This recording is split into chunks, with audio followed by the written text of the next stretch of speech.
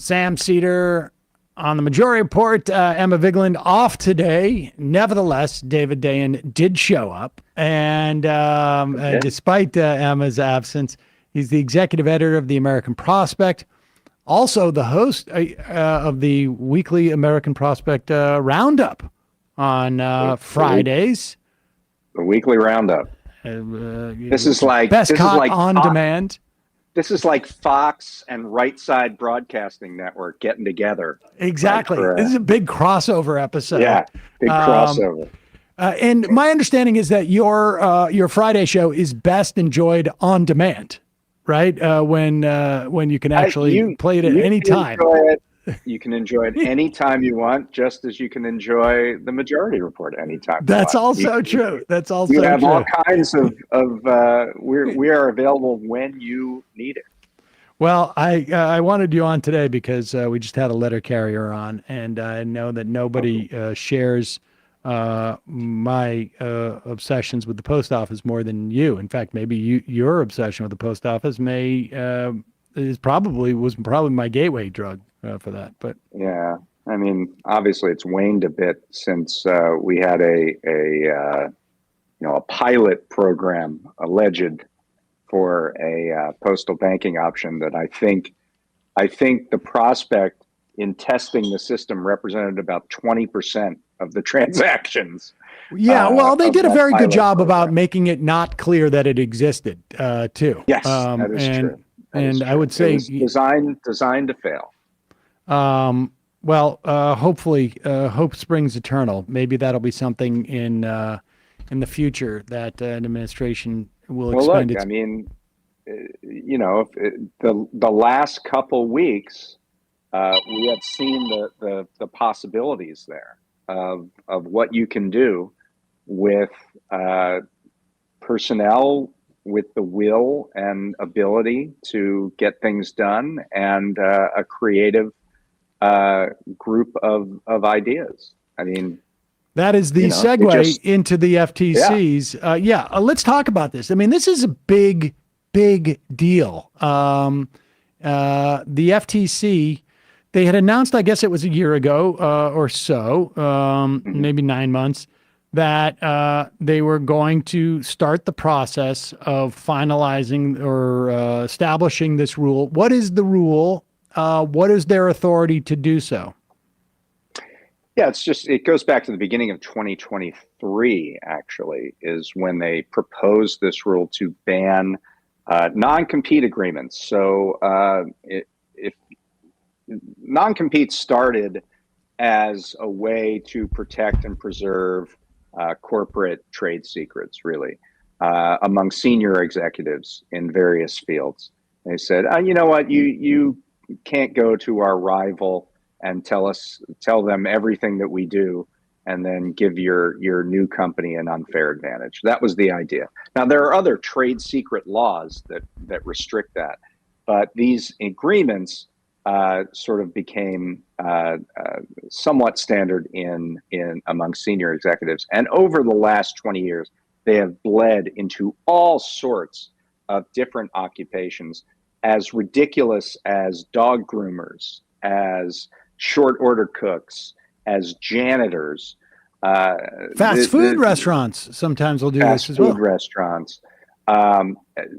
As if there is just a tremendous amount of trade secrets that you get by grooming a dog, that you are giving your new business an unfair advantage for.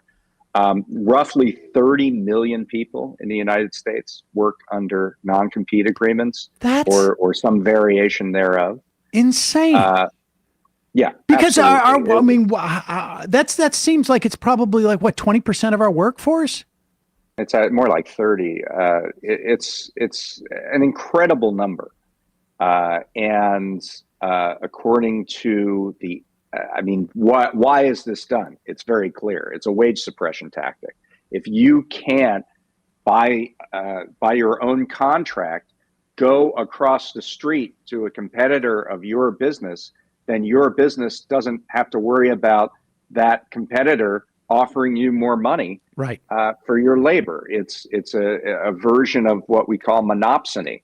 It shrinks the pool of buyers of labor, the pool of companies, employers, for your particular skills and talents. And it's nothing more than wage suppression. It's also bad for the economy. I live in a state, California, that actually made non-competes illegal in the 1800s, made these kind of agreements illegal. And it also happens to be the home of Silicon Valley and a tremendous amount of innovation in this economy and high incomes, because engineers and folks that work in tech do not have to worry about this. And so this is where these businesses have traditionally been located. It makes it easier to start a new business, in other words, because you don't have to go far afield to find. Right. It's not a lead weight on competition, and so what the FTC did is they put out this proposed rule in January of 2023, and they sought comments. They got over 26,000 comments. Over 25,000 of those were positive. Saying, I can't do the math on that, but that seems like an overwhelming majority. A significant amount, yeah, and saying that this is a real strain on my career, my livelihood, my life. And so a couple weeks ago, the FTC came out and said, we're going to ban all these non-competes. The only ones that are still going to be enforceable are ones on senior executives that were already in place before the ban. And so there's no new, that's amazing. I mean, I'm just looking at some of the IMs we got.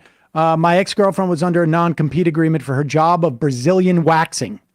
Someone else says, my wife was a dog groomer and used to work for PetSmart. We had to move to a different state to start her grooming business after PetSmart threatened us. I mean, and another way they do this is through something called training repayment agreement provisions, where in the contract it'll say, oh, you can go across the street to PetSmart, but you owe us all the money that we spent on you as a worker teaching you how to groom dogs. And by the way, it comes to $50,000 or some ridiculous amount.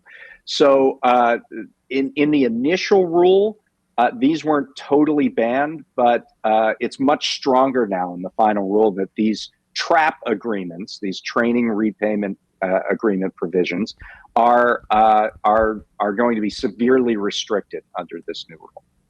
I mean, it is amazing to me that we had 30% of the workforce under these type of restrictions and never, ever heard about it. I mean, right. Like obviously, like I've heard about it a little bit, but it's not anything that's talked about in general. And it has been a huge wage suppression tool. I mean, that's why I had everybody here sign one, because I didn't, that was the best way to keep them from doing other shows. Absolutely. So yeah, nobody listens to the show. So I'm saying these guys. No, why would they? They're busy. They're busy on the internet. The FTC estimates that the annual change in pay because of this ban will be $300 billion a year. That's amazing. $300 billion a year in compensation that will now properly not stay in profits, but will go to workers because they have more bargaining power. How? Unless. Well, I was just about to say, how is it that the populist Republican Party or its patrons at the Chamber of Commerce will stop this? I mean, interestingly, there is bipartisan support for non-compete bans on Capitol Hill. When this came out, Matt Gaetz labeled himself for not the first time as a conservative who's a supporter of Lena Khan, the chair of the FTC.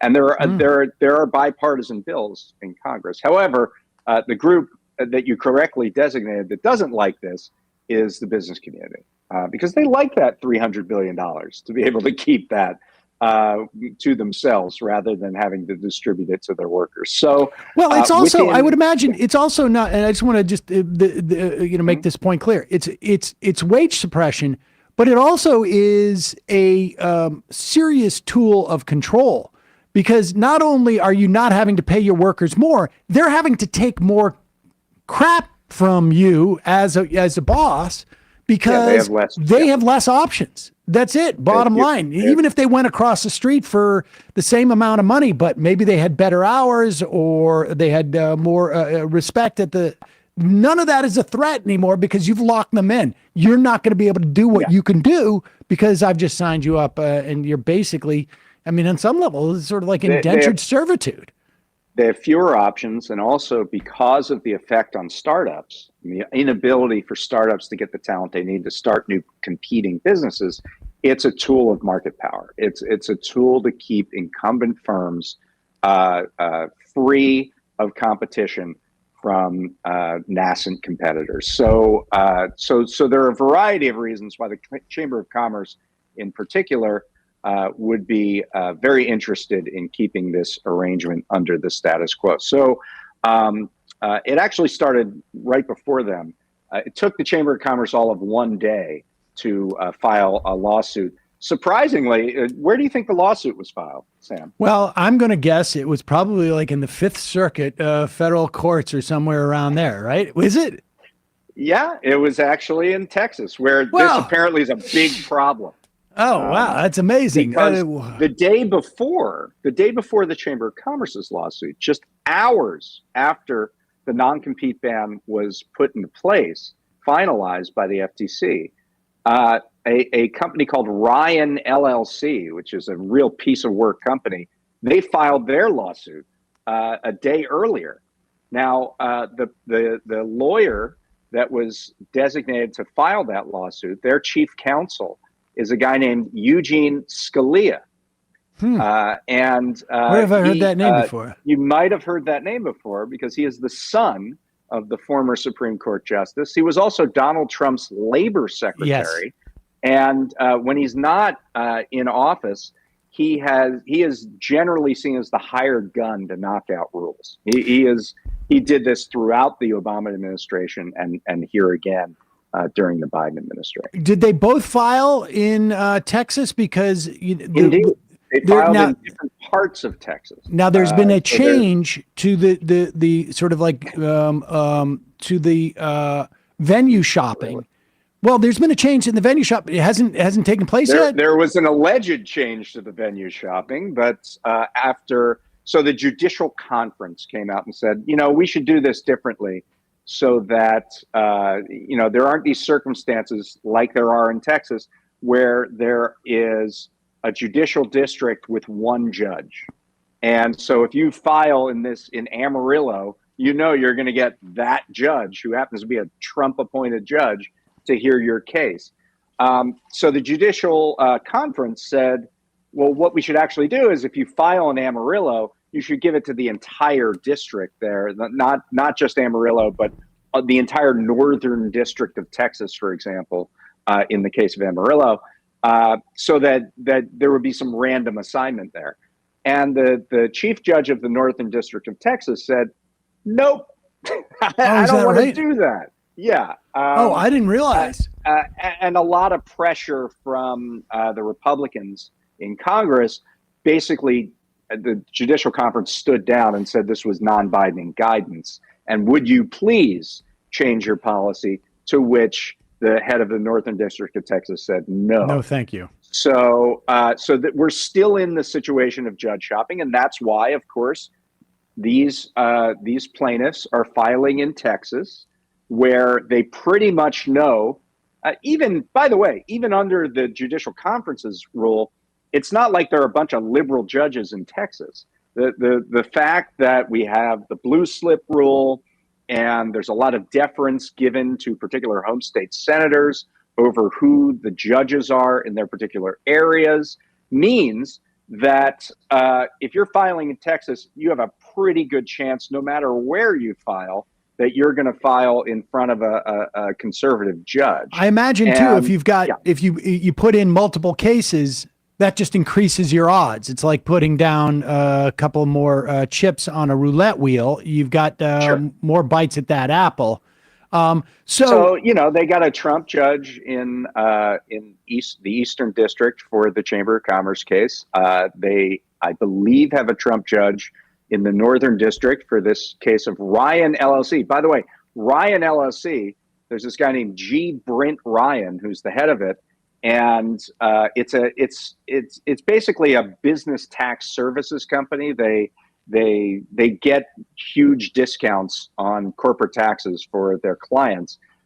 This guy literally advised Trump on his tax plan in 2016, before the 2016 election. They gave several hundreds of thousands of dollars to the Trump inauguration. He's a part of the conservative ecosystem. Right.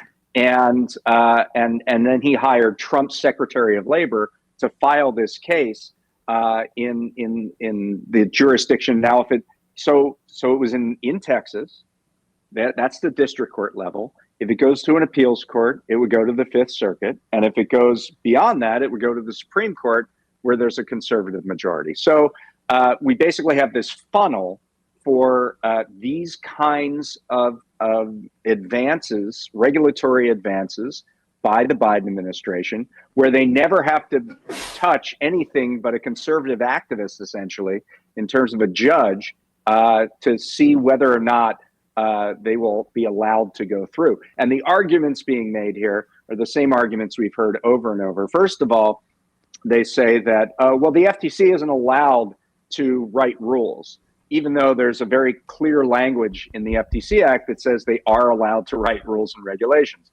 And then in the same breath, and this is true in both of the lawsuits, they say they're not allowed to write rules. But even if they are, they're not allowed to write this rule, because this rule is a major question. And $300 billion, it means it's a major question doctrine, which is, just to remind people, this is a doctrine that is significantly young, about the same age as my daughter, who is a freshman in college, and not even really that old. Let me put it this way. It did not exist anywhere except for in the minds of some people, maybe in the Federalist Society. Scalia, I think it was, oddly enough, Scalia, may have brought it up about 18 years ago, just sort of like offhandedly. This is sort of a major question. And within the past couple of years, the Supreme Court has decided we don't really need a principle in law. We just need essentially a, do not pass, go, collect $200 type of card, which is a wild card where if we look at something and we think it shouldn't really fall into the rubric of anything that's established, written, or in terms of common law, we're just going to call it the major questions doctrine, or a major question, and therefore we can just decide, we don't want this to happen. The specific thing they say is that if it's such a big rule, then Congress should have said very specifically what it is they wanted done. You can't have the regulatory agencies make those determinations. Now, I mean, the funny thing is that the FTC was put in place because there was a feeling in Congress at the time, this is in the early 20th century, that the Sherman Act, the antitrust laws, were not working because they were getting into the courts and it was a slow process. And so they said, what we want to do is create an agency that has the ability to enforce these things and keep up with the innovations of business in their various practices. That's literally why the FTC exists, is because Congress said, we need to put these major questions of the evolving state of American business in the hands of an expert agency. I mean, that's the same theory exists for something like the EPA and saying, we want a Clean Water Act, and we're not going to know the new chemicals that corporations decide they need for their business practices and dump it in the river. And of course, we can't we can't be in the business of like sitting there with a test tube every day and voting on the latest poison that they're putting in the river. The same theory. The other, yes, exactly. The other funny sidelight here is that where Scalia enters this picture is his version of this doctrine is, well, if a law hasn't been used in a while, then it shouldn't be allowed to be used. Essentially, he said, and the way he phrased it is, we shouldn't hide elephants in mouse holes. This was the Scalia statement, very, very wise Scalia statement that was in one of these particular cases. In the Ryan LLC lawsuit written by his son, he quotes that. So he's quoting his own dad in saying that, which is a ridiculous notion. Like somehow that laws have a time limit, that if you don't use them, that they blow up like they're a bomb or something. This has no real meaning in any kind of real jurisprudence except for at the Supreme Court right now. And particularly at a Supreme Court that basically says we're going to determine the meaning of today's laws based upon what they were 250 years ago or something, or what the context in which they were drafted. All right, so let me ask you this. Has this rule gone into effect and can be stopped by it being enjoined in one of these district courts in Texas, which is the way they've been doing it? Like, so today, are these contracts null and void as far as the FTC is concerned, or what? No, there's a 4-month delay in terms of when these will be fully rendered void. And so in that time is the ability for an injunction. So that is what both the Chamber of Commerce and this Ryan LLC plaintiff, that's what they're asking for. And you know, I mean, it's hard to say they won't get it at all. It's hard to be very confident with the state of the courts that we have. You know, I think the FTC has a very good case to make that they've prepared for this for a while. And there's a larger thing going on here, which is Lina Khan, even before she got to the FTC, wrote this paper with Rohit Chopra, who was at the time on the FTC, saying the FTC has all this rulemaking authority and they never use it. It was basically dormant rulemaking authority for 40 years.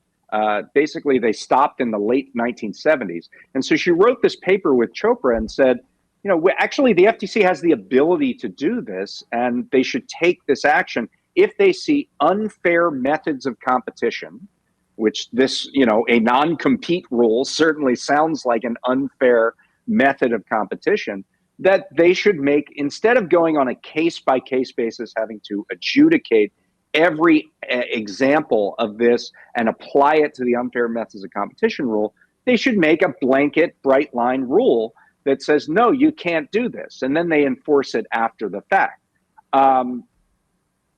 When Khan got into office, they wrote up a policy guidance statement that said, we have the ability to write these rules. And here's all the reasons why, and we're going to show you. And in the DC circuit, there was a ruling in the 1970s that said, yes, the FTC has the ability to make these rules. And they did make these rules throughout the 60s and throughout the 70s.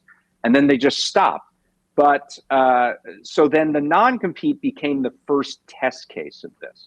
They're like, we're going to pick an egregious set of behaviors, and we're going to write our unfair methods of competition rule around it. And we're going to dare the other side to try to get rid of it. Because it's incredibly unpopular to say I'm for non-compete rules, right? So this case really is going to determine whether or not the FTC has rulemaking authority at all. And if they do, they can use it in a whole host of other contexts. So banning exclusive deals where you say, I'm going to make a contract and you're a sole source on it. So maybe, the potential legislation we saw around big tech, where they self-preference their own products, that could be seen as an unfair method of competition. The FTC could write a rule saying you can't self-preference. So all of this rulemaking is contingent on this surviving this court challenge. And so that's why it's even more important than just non-compete. I mean, in some instances, it sort of feels like that's actually the actual story here for the chamber. This is for the chamber and for Ryan LLC and whatever the conservative movement and corporate movement is. This is the idea that it's about non-competes is secondary to the idea that we can incapacitate the FTC from doing any rules in any time in the future. And that's the real principle that they're fighting on. Right. All right. I wanted to talk about the Live Nation, and maybe we'll have to do that at another time. But let's tease that story so we will link to it and people can check it out. You went to we'll tease it for the Prospect Weekly Roundup for Thursday. We'll just get people excited about it. Is it on Thursday? I'm sorry, on Fridays. Fridays Thursdays. 12:30. People should tune in on Thursdays. Eastern time. Thursdays. Tune in on Thursdays for the. Look, as long as they're not tuning in to the Majority Report, it doesn't matter. It doesn't really matter to me what day it is. Well, if you want to hear more about this Live Nation thing, you'll be able to watch it on demand on the Prospects channel. But give us just sum it up for us. Use the napkin as a sum up for us because it was really that was pretty amazing. It's unbelievable. So, look, Live Nation is under antitrust investigation. The Justice Department probably within weeks is going to file a lawsuit against them.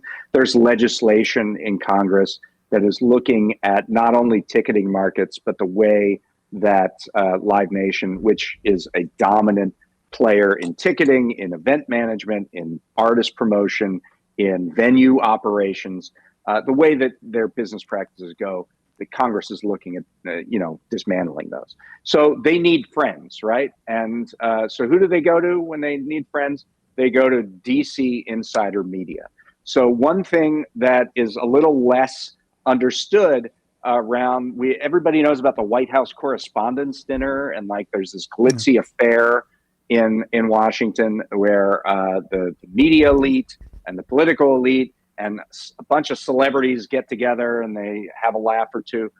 But there's now a whole week of events around the Correspondents' Dinner where these media outlets throw parties that they invite people to.